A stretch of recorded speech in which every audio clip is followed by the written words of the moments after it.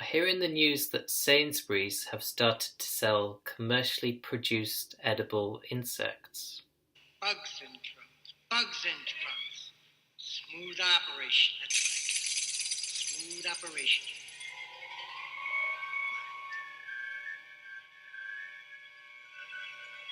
So, what does this trend really mean in Western civilization? Is it really, as they say, sustainable? And more importantly to me, I would think, is actually healthy the way that we're doing this? So, let's have a look. People have been pointing out this latest development to me that Sainsbury's has become the first UK supermarket to sell edible bugs as crickets hit shelves. So crickets, they're quite common in this country, easy to find, easy to breed. But I'm not always a fan of these commercially available insects. And I'll show you why, just as they're celebrating that Sainsbury's has become the first supermarket to sell edible bugs. It makes it sound like this fantastic thing, which I believe it could be if they do it in the right way, but I don't think they are. They're using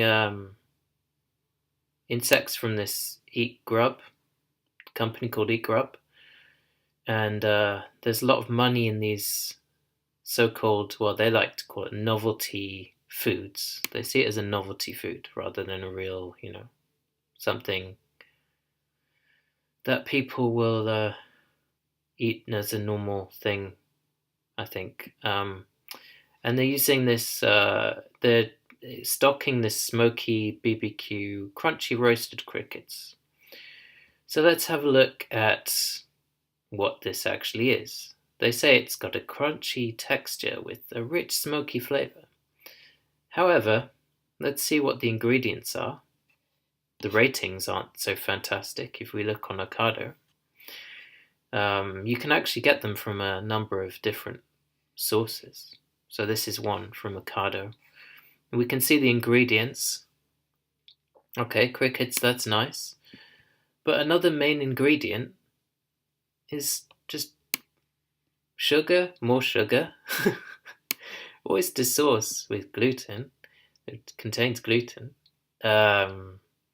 Fish sauce. Don't know what's in there. And some soy as well for, just so you can get your soy in there. So soy and sugar, nice mix there, and the gluten. And people don't really like it. Too expensive, fishy. Well, it does have the fish sauce, but people may be not aware of that when they get it. And the way they cook these crickets, they make it so that they don't really taste of anything. Which, if you eat actual crickets the way they should be, the way I think they should be prepared and cooked, they have a completely different taste. They taste nice and fresh, and these are just dehydrated insects that are cooked at very high temperatures. So even all the nutrient benefits that they like to look at, even the sugars so high, just that's not good. You don't really. This is promoted as this incredible food to have, high in protein, and but look, you can see that they're just trying to cash in on this trend. It's becoming a trend, but and it's still, we still in this country call it quirky, and it's just this novel thing. But people should realize that you can actually, if you're talking about sustainability, which is what it's often marketed as being, it's a sustainable thing to have rather than meat and fish, and that's, I would argue with that. See, reduce our carbon footprint, but then we're having these companies in different countries that are breeding them and sending them over when you could actually there's so many tutorials on YouTube for, if we have a look, just for having your own insects, cultivating your own. So if we just look for mealworms and breeding, mealworms are so easy to breed, and you can see in this video. There's just a very simple way to do it on your own. There's also, if you look at living farms, there's this device you can have to, again, breed your own insects.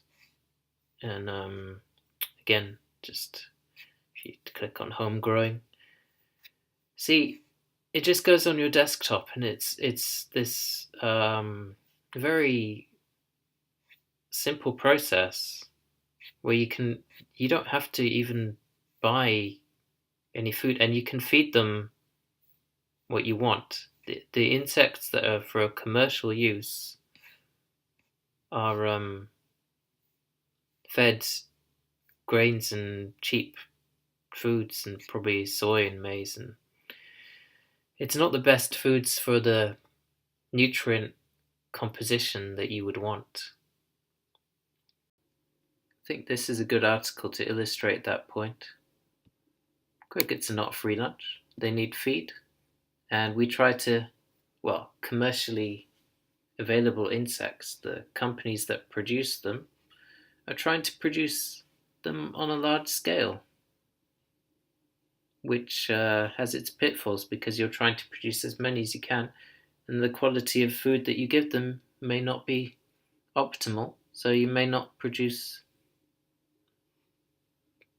optimal insects that have an optimal micronutrient density. Similar to grain-fed chickens, as we see here. And it's saying in this article that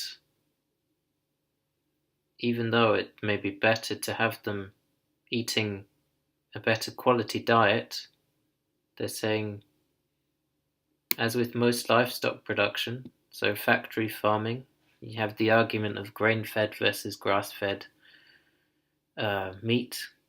It's the same with insects. Commercial cricket production relies on grain products as a feed source.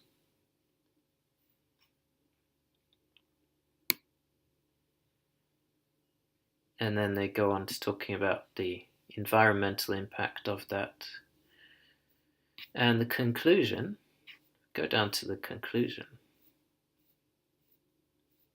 It's challenging the whole sustainability element of that.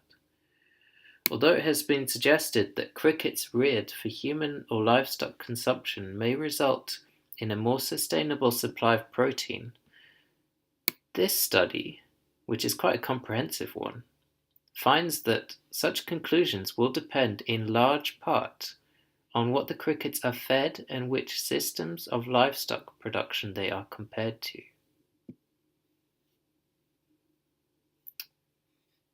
And then it's compared to these broiler chickens fed similar diets. It's also true that you can use bugs as drugs.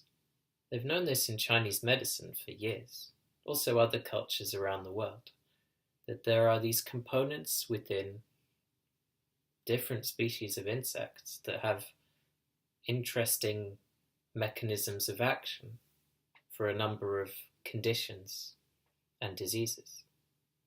And this is it's something that we don't like to acknowledge, but it's really interesting. I've found benefits from my epilepsy. Maybe that's because it has an action on the gut microbiome, because insects can be used as prebiotics as well as probiotics. You have the animal fiber, and also there's probably benefits to the fact that they're crawling around in the soil all the time, and if the soil is good quality soil, you have all the benefits from that. Soil is alive. They have, you can have various benefits from that, I'm sure. And we know, as I say, that insects can be, I'm trying to get it right now, insects can be probiotics as well as prebiotics. And you can use bugs as drugs. That is chemistry. You can use bugs as drugs. Bugs as drugs. You heard it here first. Bugs as drugs. That was brilliant. I wasn't quite sure what to say to that because that sounds gross. I understand it's for medical reasons and it's fantastic that there's a natural cure, but that I found that a bit weird.